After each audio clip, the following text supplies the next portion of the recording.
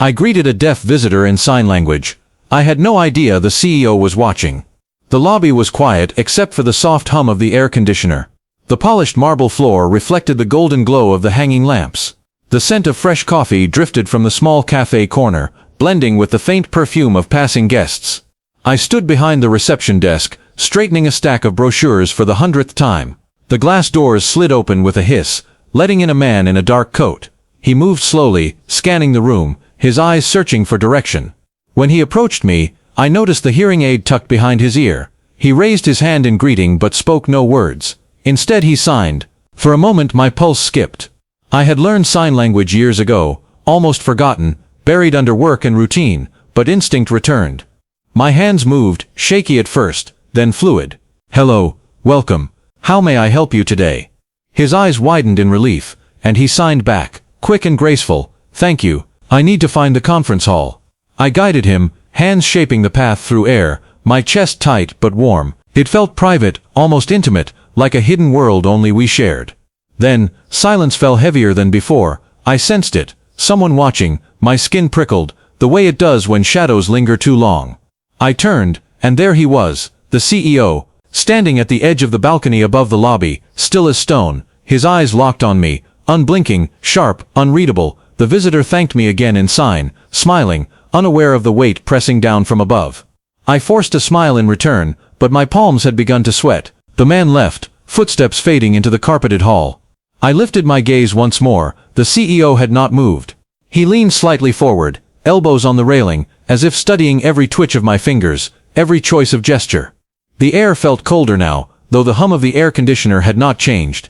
My throat tightened. Why was he watching? What had he seen in such a simple exchange? His expression revealed nothing, only that piercing gaze. It felt less like curiosity, and more like judgment. I gripped the edge of the counter to steady myself. The marble, cool and unforgiving, pressed against my fingertips.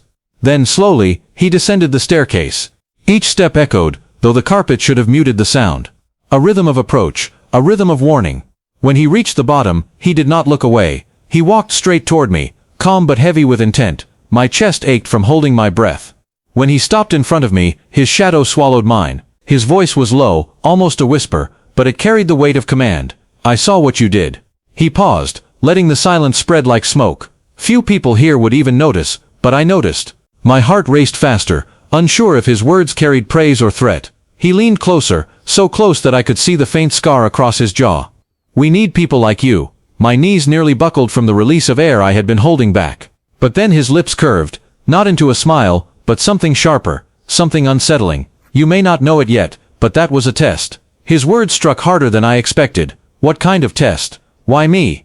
The lobby lights flickered just once, quick enough that others might dismiss it, but I saw. I felt the weight of something larger moving beneath the surface, and his eyes told me everything. This was only the beginning. My pulse still thundered in my ears. The CEO stood before me, waiting, as though every second of silence was another measure of my worth. I forced myself to straighten my shoulders, though my hands trembled slightly behind the desk. His eyes softened, just enough to release the crushing weight of his presence. "You handled that with dignity," he said. "No hesitation, no pity, just respect." Those words sank into me, heavy yet strangely calming. It was not a threat, it was recognition. The tension in my chest loosened, and I felt the warmth of relief spread through my ribs. He gave one last glance, a silent approval, and then turned away. His steps faded into the distance, swallowed by the vastness of the marble lobby. The room seemed brighter again. The hum of the air conditioner returned to its ordinary drone. The scent of coffee drifted back into focus, grounding me in the moment. I exhaled, steady at last, though the memory of his stare remained etched into me. The deaf visitor had gone, the CEO had left, yet something within me had changed. What felt like a chance encounter was no accident at all. It was a reminder that every gesture matters. Every moment of humanity is seen, even when we believe no one is watching.